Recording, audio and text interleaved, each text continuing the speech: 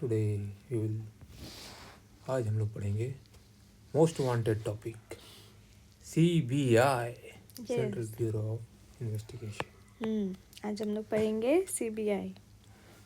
तो CBI, NIA और ED इन तीनों को बोला जाता है बिग ब्रदर्स ऑफ इन्वेस्टिगेशन।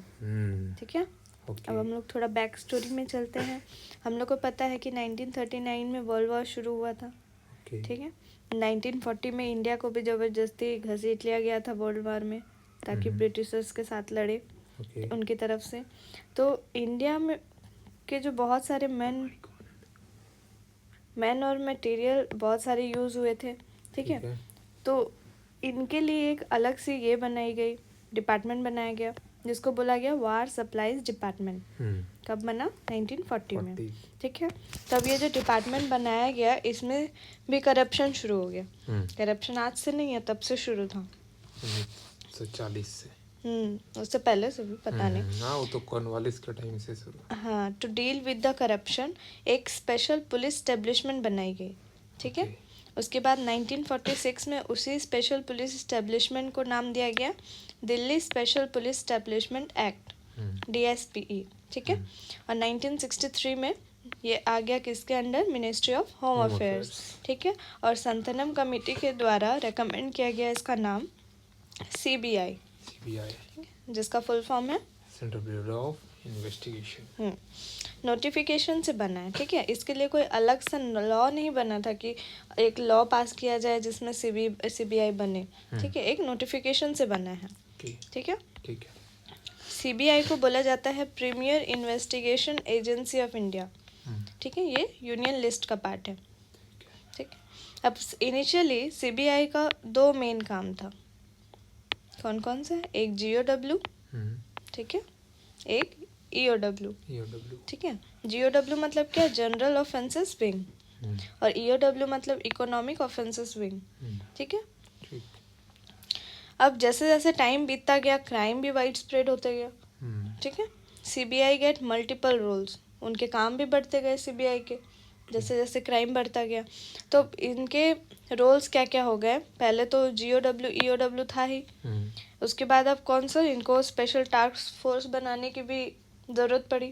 ठीक है। उसके बाद training academy Ghaziabad, forensic division बना। ठीक है। Directorate of prosecution, bomb disposal squad बना। तो मल्टीपल्स रोल्स हो गए। ठीक है। सो हम लोग ने देखा था इंटरपोल। हाँ।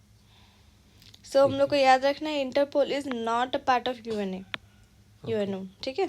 लेकिन CBI है। तब हम लोग आ गए 1988 में। 1988 में क्या बना था? पोका एक्ट। ठीक है। पोका हमने देखा था, प्रिवेंशन ऑफ करप्शन एक्ट। ठीक है।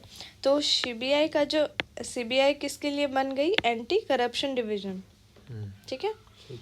तो जो इंटरपोल है, ठीक है, इंटरपोल किसको बोला जाता है? 1914 में इंटरनेशनल क्राइम पुलिस कांग्रेस हुई थी। ठीक है। उस टाइम पे कांग्रेस का मतलब होता था मीटिंग होना।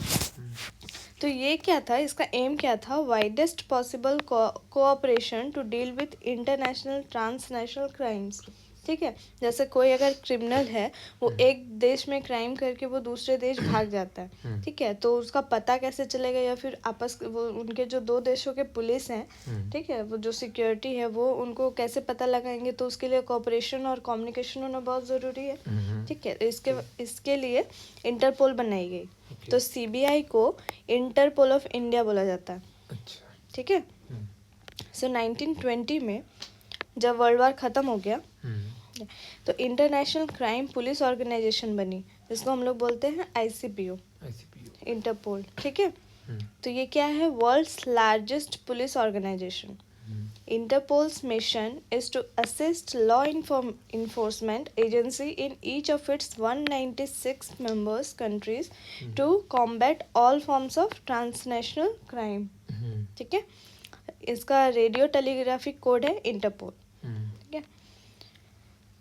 नेशनल सेंट्रल ब्यूरो NCB हर कंट्री में बनाया जाता है ताकि वो कम्युनिकेट कर सके इंटरपोल से। ठीक है। To represent each country. CBI becomes the nodal agency representing India. General Secretariat is in Lyon, France. ठीक है, इसका हेडक्वार्टर कहाँ है? लायन, फ्रांस में. Providing a central contact point for the National Center Bureau in every member country for assistance or information on cross-border investigations. ठीक है, तो ये हेडक्वार्टर है. यहाँ पे continuous inflow and outflow of information होता है जो भी इसके मेंबर कंट्री है. ठीक है, फॉर असिस्टेंस और information on cross border investigations, जो भी इंफॉर्मेशन चाहिए होता है. All NCBs are connected to each other and the General Secretariat through 24/7. Interpol secure global police communication system, which also enables law enforcement officers to directly check a range of vital police databases. ठीक है. अब इसमें MCQ क्या बन सकता है? CBI is the India's Interpol. ठीक है, ये इंडिया का NCB है, रिप्रेजेंट करता है इंटरपोल में. ठीक है. 1949 से पहले IB काम करती थी. जो CBI का काम है वो IB किया करती थी. 1963 से ये सारी चीज़ें CBI को हैंड ओवर कर दी गई. मतलब IB रिप्रेजेंट करता था इंटरपोल में.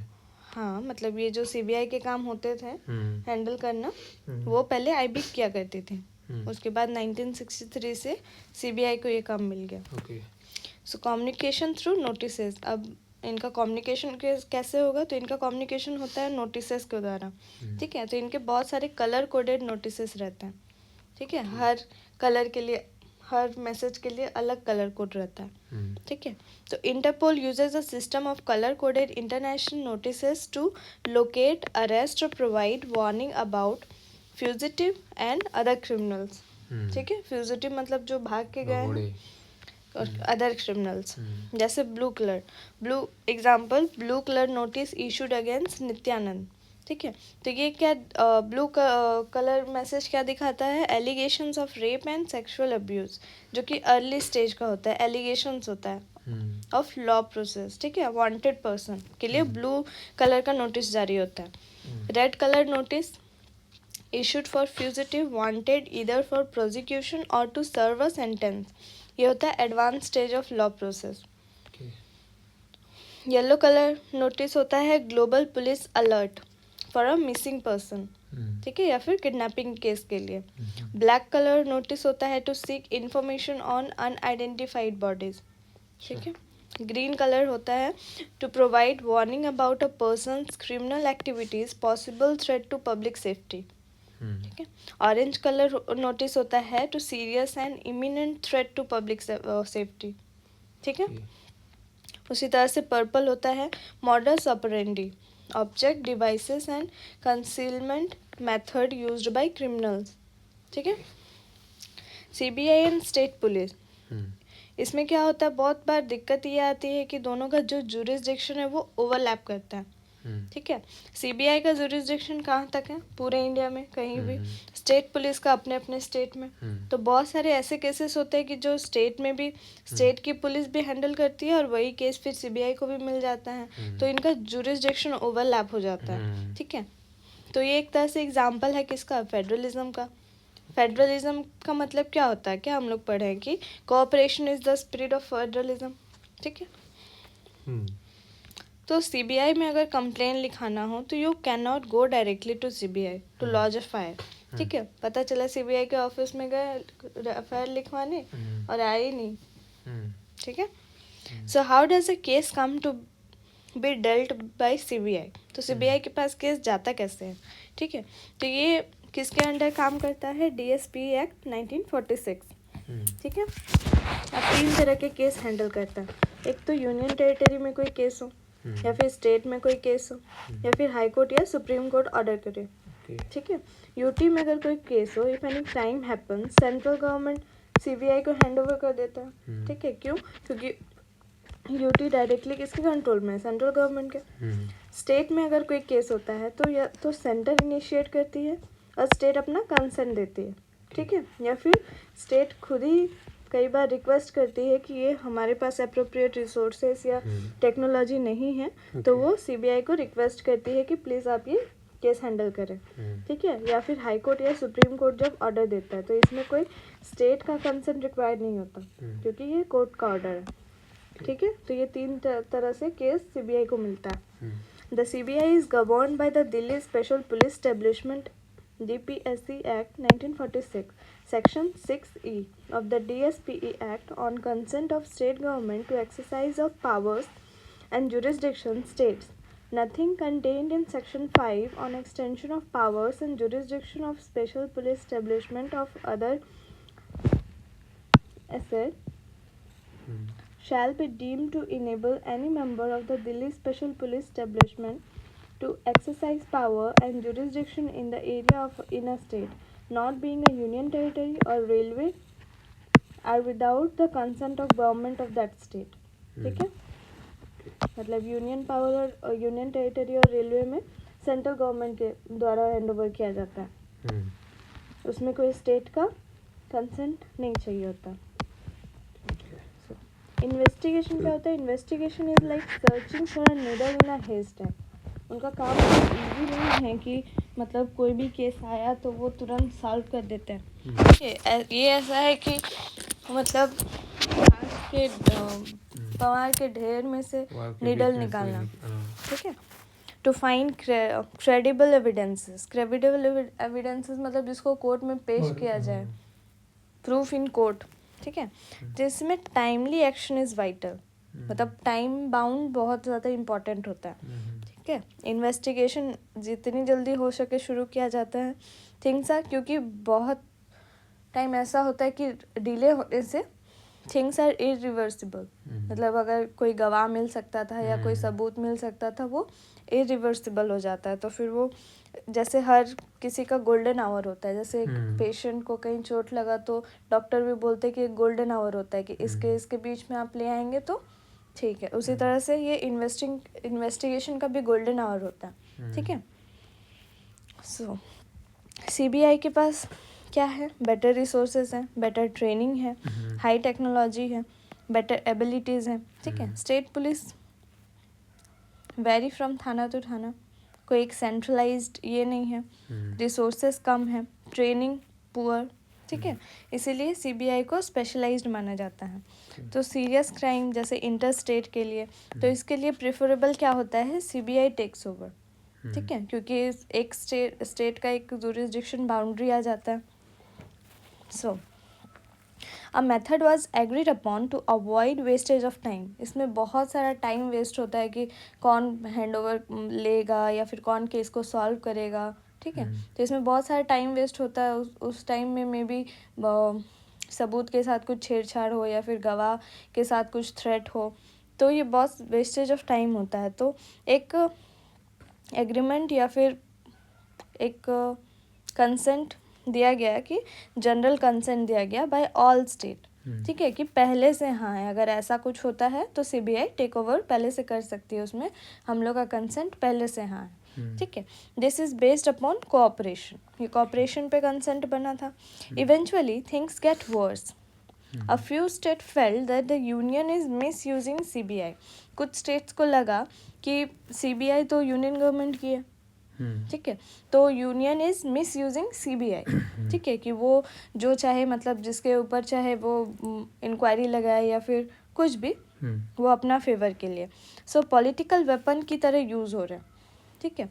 तो few state withdrawn their general consent, जो जनरल कंसेंट दिए थे कि पहले से हाँ है, ठीक है, तो वो विदड्रॉ कर लिए। सीबीआई की फंक्शन इज एडवर्सली अफेक्टेड। अब पहले अगर कोई केस लेना होगा तो उस पर्टिकुलर स्टेट से कंसेंट लेना पड़ेगा, उसके बाद ही सीबीआई कुछ आगे कर सकती है, ठीक है। तो जो सीबीआई का फंक्शन है वो एडवर्सली अफेक्ट हो रहा, ठीक है।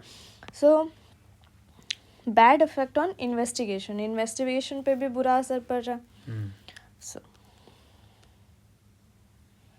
सो ये कुछ क्वेश्चंस है जो अभी हमने पढ़े उसके बेसिस पे। The establishment of the CBI was recommended by Santhanam committee, ठीक है, on prevention of corruption act 1962-64. The CBI is not a statutory body, but derives its power to investigate from the Delhi Special Police Establishment Act, ठीक है, 1946. The SPE was established to inquire into allegations of bribery and corruptions related matters. The SPE was later formalized as an agency of the government of India by enacting the Delhi Special Police Act establishment 1946 में. ठीक है. अब हम लोग क्या देखते हैं कि सीबीआई के रोल्स मल्टीपल हो गए हैं. ठीक है. तो इससे क्या पता चलता है कि सीबीआई की जो आंसरेबिलिटी है वो भी मल्टीपल हो गई है. ठीक है. क्योंकि अलग अलग जो उसके रोल्स है वो अलग अलग मिनिस्ट्री देखती है. ठीक है. तो जो काम उसका होगा एक पर्टिकुलर रोल के लिए उसको दूसरे मिनिस्ट्री को रिपोर्ट देना होगा, एक दूसरे केस के लिए उसको दूसरे मिनिस्ट्री को रिपोर्ट देना होगा. ठीक है. तो ये उसकी क्या है, मल्टीपल आंसरेबिलिटी हो जा रही है. The only thing that is worse than no answerability is multiple answerability. ठीक है. जो आंसरेबिलिटी नहीं होने से जो बहुत ज़्यादा खतरनाक है या फिर वर्स है वो क्या है, मल्टीपल. मतलब एक डिपार्टमेंट है, उसके उसी के केस अलग अलग हैं और उस हर एक अलग केस के लिए उसको अलग मिनिस्ट्री में रिपोर्ट करना पड़ रहा है. ठीक है. तो ये और ज़्यादा हेक्टिक है. सो इन कौन कौन से मिनिस्ट्री है? Department of personal and training, ministry of home affairs, ministry of law and justice.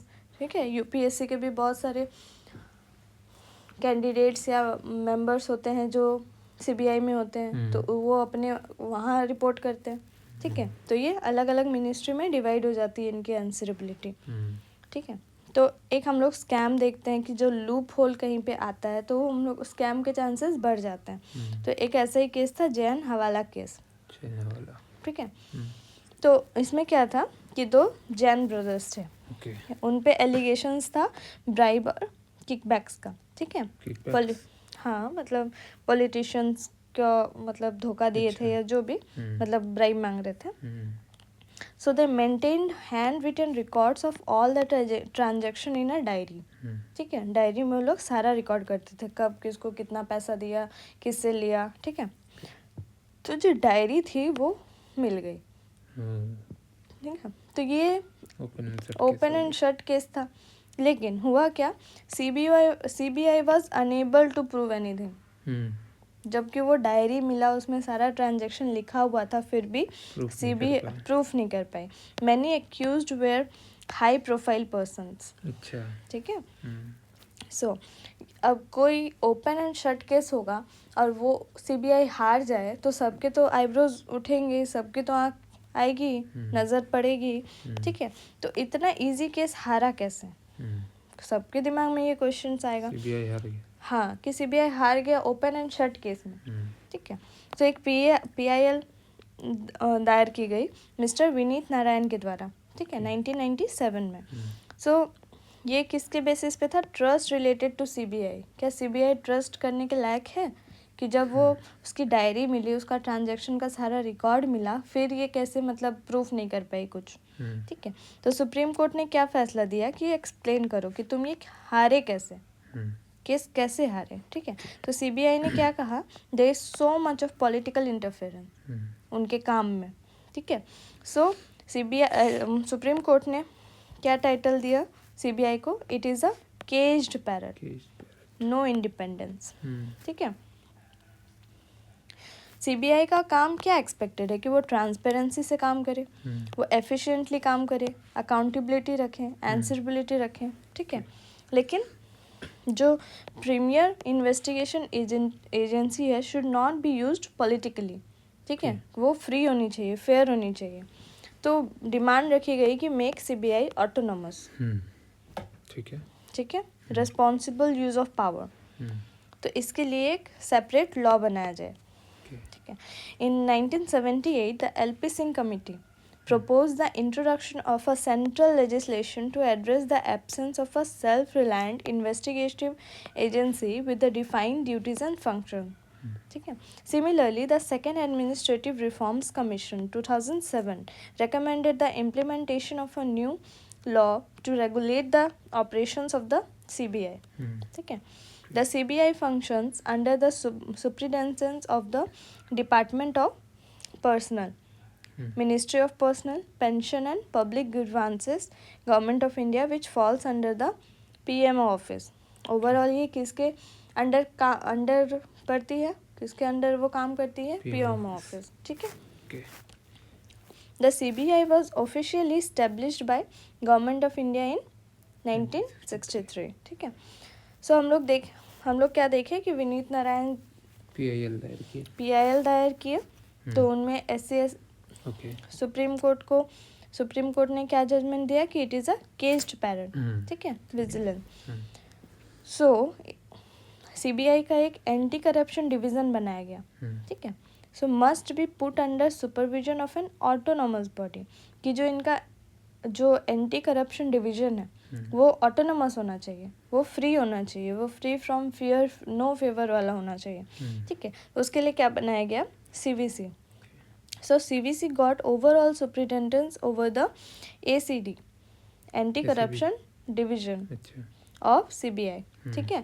तो जो CBI का एंटी करप्शन डिवीजन वो किसके अंडर चला गया? CVC के अंडर, ठीक है, जो कि एक ऑटोनोमस बॉडी बनाई गई। So for investigations of offences under the Prevention of Corruption Act, the superintendence of the CBI vests with the CBC, ठीक है।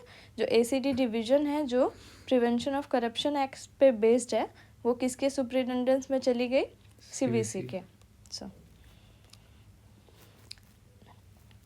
सरदार वल्लभ भाई पटेल का कोट है, it means not collective responsibility among the members in the treasury benches alone, but the collective responsibility of the whole house as well as the whole population, ठीक है। To drive out corruption is not an easy thing.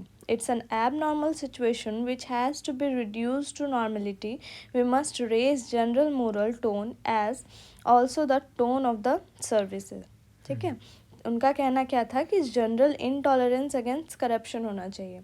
ये कोई particular 5 members या फिर office के members का काम नहीं है कि वो करप्शन रोके, ये पूरा होल पॉपुलेशंस का काम है, ये पूरा होल हाउस का काम है, ठीक है, कि एक जनरल इनटॉलरेंस होना चाहिए करप्शन के अगेंस्ट, ठीक है। तो ये कैसा होना चाहिए? Swift, efficient and fair investigation होना चाहिए, और पनिशमेंट टू रॉन्ग डूअर्स, ये इसकी पावर होनी चाहिए। तो फर्स्ट स्टेप अगेंस्ट करप्शन क्या है? वीडिंग आउट, तो वो पनिशमेंट की पावर होनी चाहिए और फेयर इन्वेस्टिगेशन का राइट होना चाहिए, ठीक है। अब ये इंटोसाई क्या? इंटोसाई है क्या? International association of supreme audit institution, ठीक है। तो ये क्यों बनाया गया था? टू शेयर लर्निंग एक्सपीरियंसेस, जैसे डॉक्टर्स का कॉन्फ्रेंस होता है, to learn, to share their ideas and new technology with each other, ठीक है। इसी तरह से इंटोसाई बनाया गया था। तो इंटरनेशनल कंट्रीज, ठीक है, supreme audit institution meet and coordinate, ठीक है। उसी तरह से एसोसाई है। तो इंटोसाई क्या है? India is represented by CAG. INTOSAI में इंडिया रिप्रेजेंट करता है कैग के थ्रू, ठीक है। सो कैग किसको हेड करता है? The Indian audit and accounts department, IAAD, ठीक है। अब हम लोग पढ़ेंगे कि कैग का क्रिटिसिज्म। कैग का काम क्या है? कैग हम लोग पिछले क्लास में पढ़े थे कि सारे चीज़ पे सुपरवाइज करना, ठीक है। सो कैग का जो क्रिटिसाइज करता है कि उसके पास लैक ऑफ पावर है टू डिसअलाउ एक्सपेंडिचर, ठीक है। Unlike in Britain where the CAG must approved fund with withdrawals from the public exchequer, the CAG in India doesn't have the authority to disallow the release of money from the considerable fund, ठीक है। उसके पास power नहीं है, लोकसभा के पास नहीं है, हाँ। Declining union government audits, ठीक है। The number of reports presented by CAG on the union government has fallen. From 2019 to 2023, the CAG submitted an average 22 reports per year compared to 40 reports annually between 2014 to 18. Okay. Exclusion of certain expenditure from audit. A considerable portion of government spending is not subject to CAG audit. This includes expenditures related to secret service activities, ठीक है।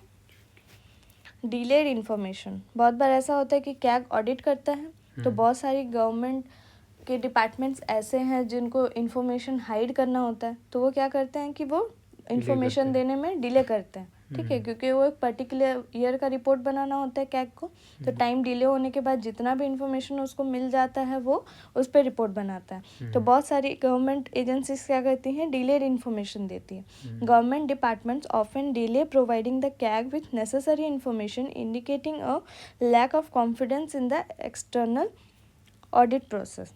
ठीक है। Politicization concerns.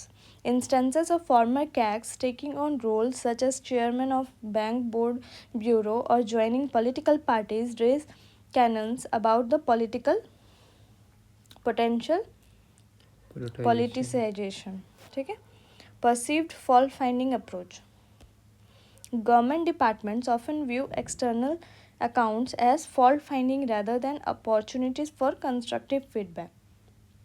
ठीक है, जैसे जो अगर कोई प्राइवेट कंपनी है उसका अगर ऑडिट कैग को मिलता है तो प्राइवेट कंपनीज क्या सोचते हैं कि कैग का काम क्या है, सिर्फ कमियां निकालना, गलतियां निकालना। ठीक है, तो ये होता है परसीव्ड फॉल्ट फाइंडिंग अप्रोच। मतलब वो कभी खुश नहीं होंगे, वो कोई ना कोई नुक्स निकालेंगे। हाँ, तो वही होता है, इसीलिए वो भी ज़्यादा कोऑपरेट नहीं करती।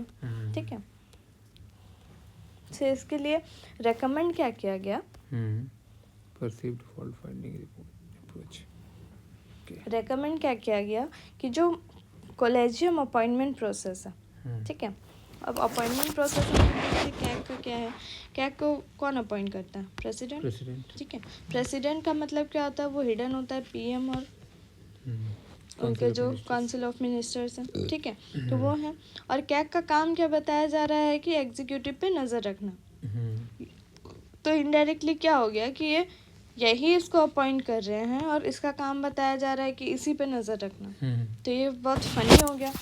ठीक है, इसमें तो फ्रीडम को खतरा है कि वो फ्रीली तो उस पर एग्जैक्टली उसकी खामियां पे नज़र नहीं। हाँ, ठीक है, तो consider adopting a broad based collegium system similar to that of CBI for the selection of CAG. This would ensure a more inclusive and diverse approach to appointments. ठीक है, अब फिर क्या second recommendation, multi member body model. Transform the CAG into a multi member body similar to the election commissions of India to promote collective decision making and incorporate diverse perspective in auditing process। ठीक है, कि जैसा election commission में multi member body है, उसी तरह से CAG में भी multi member body model introduce किया जाए। ठीक है, grant powers of disallowance, empower the CAG with the authority to disallow expenditures in line with the practices of national auditors in the United States and the UK. This would strengthen financial oversight and accountability। ठीक है, punitive powers मतलब क्या होता है कि punish करने की power. ठीक है, फॉर कैग। अब कैग का काम क्या है कि अगर उसको पता भी है कि कोई स्कैम है तो वो क्या रिप्रेजेंट करेगा अपना रिपोर्ट प्रेसिडेंट को। प्रेसिडेंट फिर अब हाउस ऑफ पार्लियामेंट में इंट्रोड्यूस करेंगे, उसके बाद फैसला होगा कि उसका क्या करना है। ठीक है, तो कैग के पास कोई प्यूनिटिव पावर नहीं है कि जब उसको पता चले उसी टाइम वो उसको पनिश कर सके। So consider providing the CAG with punitive powers to address delays in the submission of information by government agencies ensuring prompt and effective cooperation. ठीक है, जैसे बहुत सारी गवर्नमेंट एजेंसी डिले करती है तो उसी टाइम पे उनको प्यूनिटिव पावर देने का राइट हो कि जो भी डिले या फिर झूठी इन्फॉर्मेशन दे उसको वो कैग पनिश कर सके देयर एंड देन। ठीक है,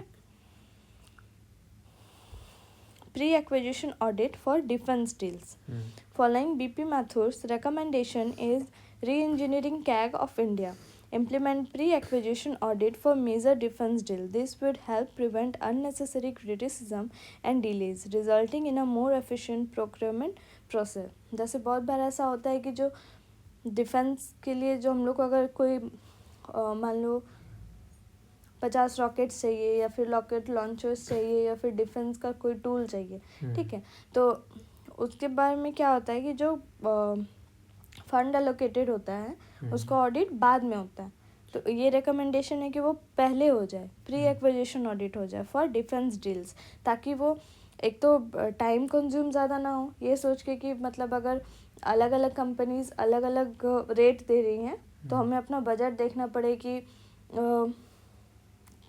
अगर 50 की ज़रूरत है और हम 20 ही खरीद पा रहे हैं, ठीक है, तो ये तो देश के लिए खतरा है क्योंकि हमको 50 की ज़रूरत है। तो ये एक डिफेंस को कमज़ोर करना हुआ। तो इससे अच्छा कि हम लोग पहले ही बजट एलोकेट कर ले डिफेंस डील्स के लिए, ताकि हम लोग को जो रिक्वायरमेंट है एटलीस्ट वो पूरा करें और टाइम पे करें, ठीक है।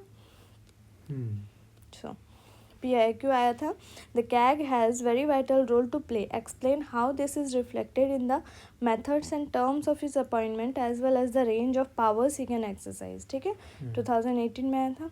2016 में क्या आया था, exercise of CAG's power in relation to the accounts of the union and the states is derived from article 149 of the Indian Constitution. Discuss whether audit of the government's policy implementation could amount to overstepping its own CAG jurisdiction.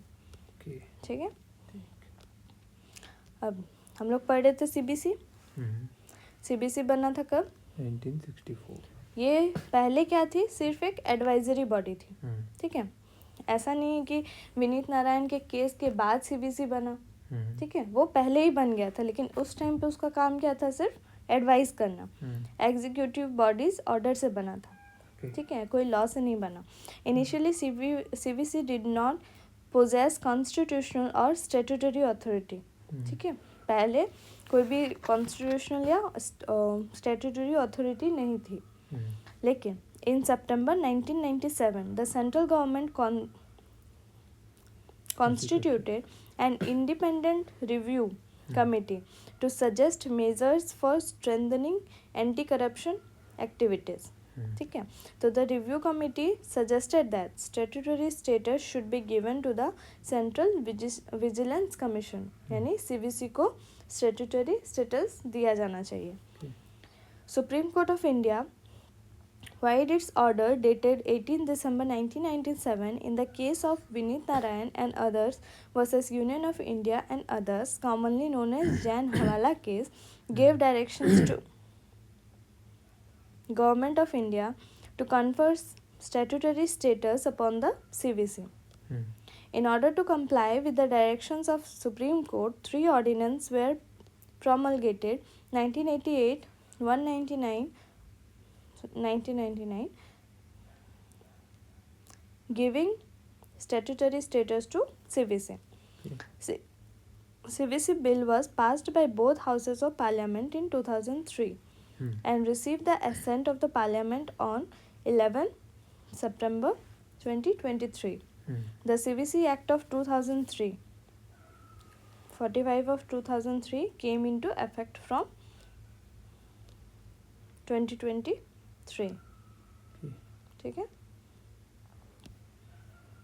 CBC was proposed by Santhanam committee, जैसे CBI was proposed by Santhanam committee, तो CBC को भी Santhanam committee ने ही propose किया था, ठीक है।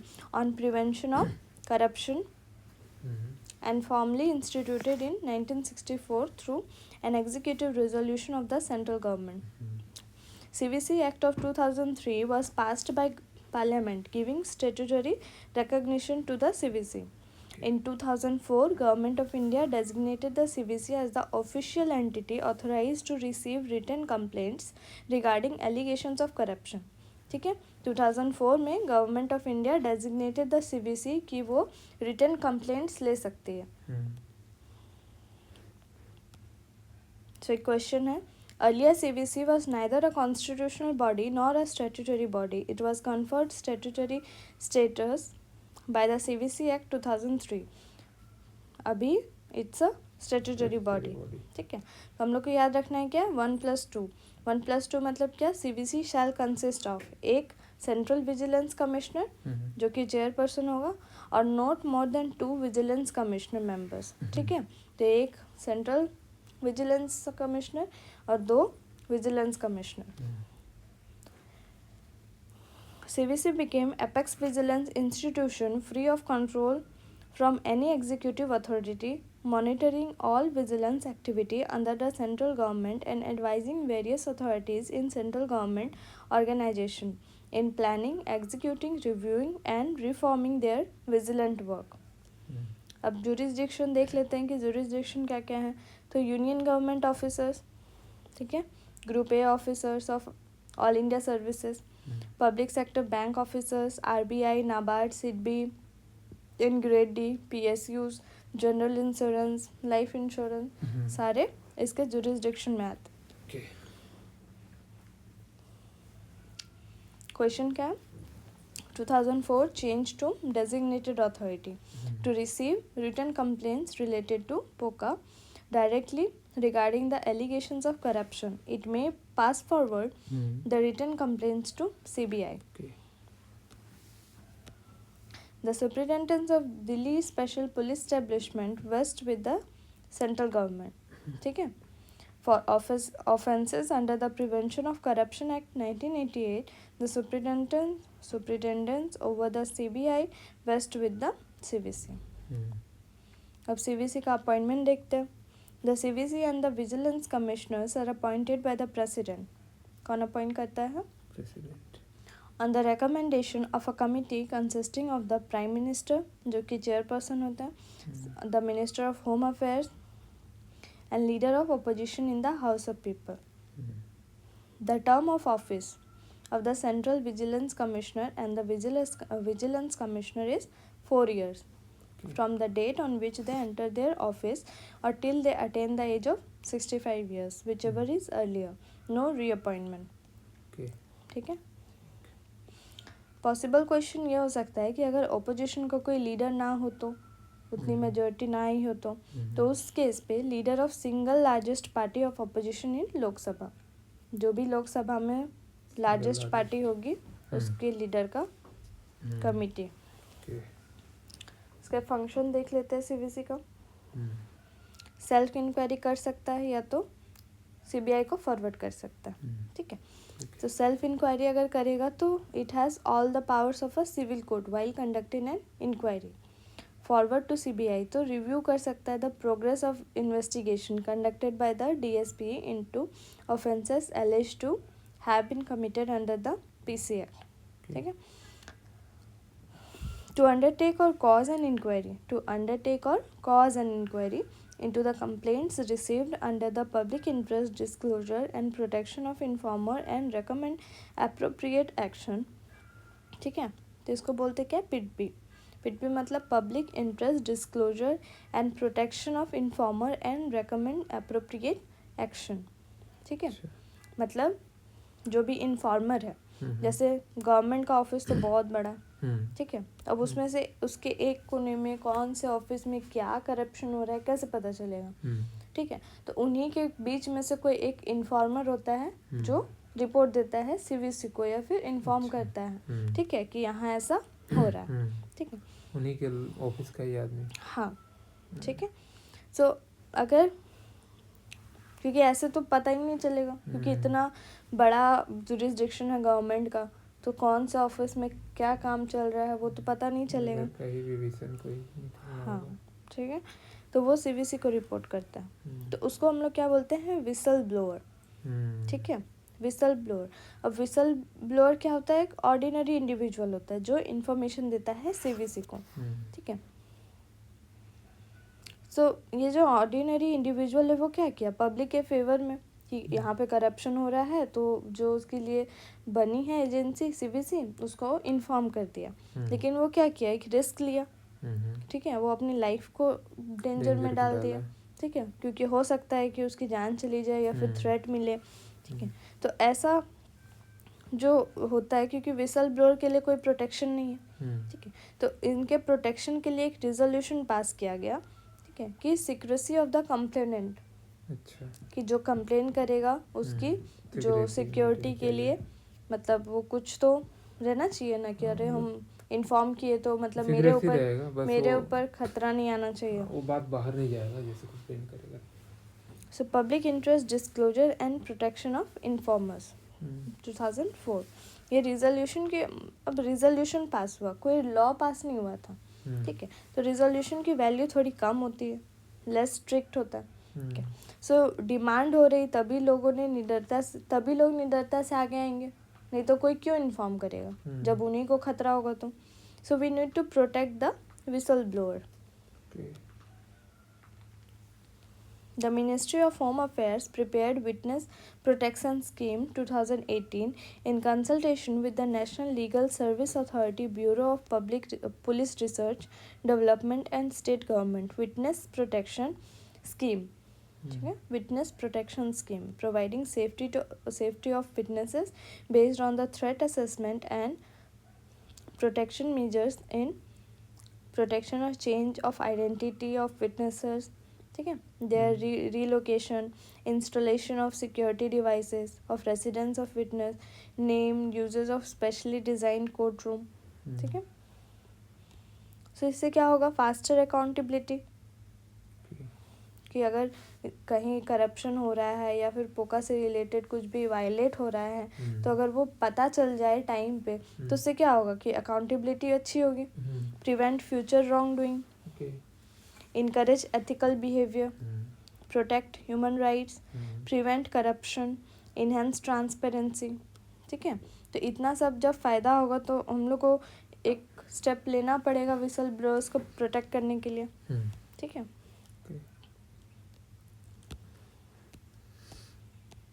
अब देखते हैं सीवीसी का रिमूवल कैसे होता है.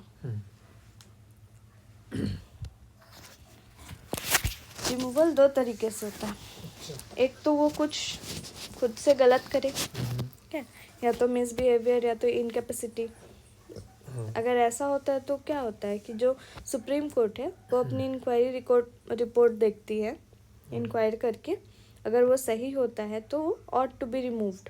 ठीक है, इसको बोलते हैं प्रूवन मिसबिहेवियर. और सेकंड होता है कि potential of doing wrong. Potential of doing wrong मतलब क्या, कि वो गलत कर सकता है, गलत डिसीजन दे सकता है. ठीक है, तो वो कौन कौन से केस में होता है. एडजस्ड एज एन इंसॉल्वेंट. इंसॉल्वेंट मतलब दिवालिया हो जाना. ठीक है, तो अगर उसको खाने के पैसे नहीं रहेंगे तो वो क्या करेगा, गलत काम करेगा. ठीक है, तो ये एक पोटेंशियल ऑफ रॉन्ग डूइंग है कि वो कर सकता है. If the central government holds him responsible for an office involving moral turpitude or he is convicted to such an offense. ठीक है, if he becomes a part of office of profit, if he declared unfit by reason of infirmity of mind or body by president, if he is found interested in financially driven activities or other such interest which can likely affect prejudicially his official function. ठीक है, CVC का limitations क्या है. पहला है advisory role. ठीक है, limited authority है उसके पास. CVC functions in an advisory capacity providing recommendations to central government departments which में इधर एक्सेप्ट और रिजेक्ट. No punitive measures. ठीक है, उनके सीवीसी के पास कोई पनिशमेंट मेजर नहीं है. They can only recommend to central government. ठीक है, resource constraint. CVC operates with limited sources in comparison to volume of complaints it received to supervise over 1500 plus union departments and ministries. और उनके पास सिर्फ 299 members की committee है. ठीक है, और उनको देखना है 1500 plus union departments. CBI investigation. Providing CVC lacked the authority to direct the CBI to conduct inquiries against officers at the joint secretary level and above without departmental consent. ठीक है, जॉइंट सेक्रेटरी से अगर ऊपर के लोग पे अगर कार्रवाई करवाना चाहता है सीबीसी तो उसको डिपार्टमेंटल कंसेंट लेना होगा. This directive was deemed unconstitutional by the supreme court. In 2014, supervisory authority over CBI, while the CVC hold the supervisory jurisdiction over the CBI, it lacks the capability to request files or mandate investigation. Absence of criminal case registration authority. ठीक है, उनके पास authority नहीं होती कि वो register करे, एक एक चीज़ का रिकॉर्ड रखें. The CVC is not empowered to register criminal cases. Its jurisdiction is limited to matters pertaining to vigilance और disciplinary issues. Appointment procedure. Appointment procedure ही इसका बहुत सीबीआई जैसा ही है. सीबीआई हमने सीवीसी क्यों बनाया था, क्योंकि सीबीआई अपॉइंट कैसे हो रहा था, प्रेसिडेंट से, यानी कि पीएम ऑफिस. पीएम ऑफिस के द्वारा। उसका काम क्या था? नज़र रखना पीएम ऑफिस पे।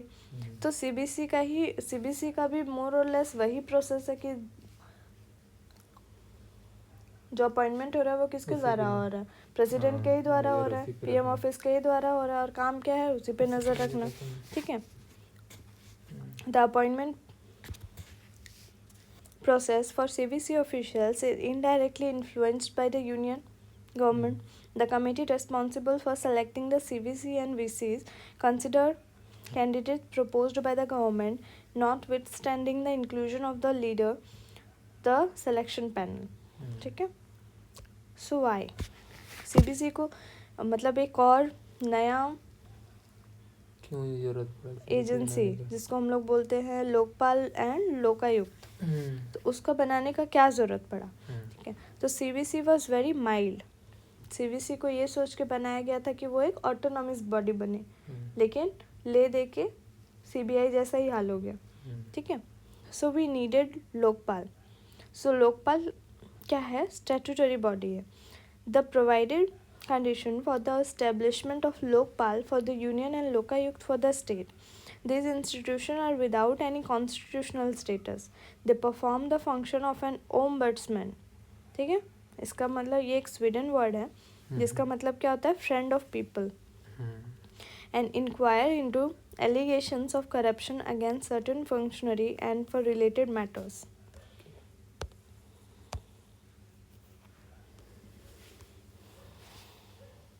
लोकपाल एंड लोकायुक्त। ठीक है। Appointed by president. 2019 में पीसी घोष थे। 10 मार्च 2024 में कौन बने? श्री जस्टिस अजय मानिकराव खानविलकर। ठीक है। So why do we need a Lokpal? सीबीसी has no investigation wing of its own as it depends on the CBI and the CBOs of central organization. ठीक है। उसके पास कोई अपनी इन्वेस्टिगेशन विंग नहीं थी। सो वो एक फ्रीली काम करने में उतना एक्यूरेट नहीं हो पा रहा था।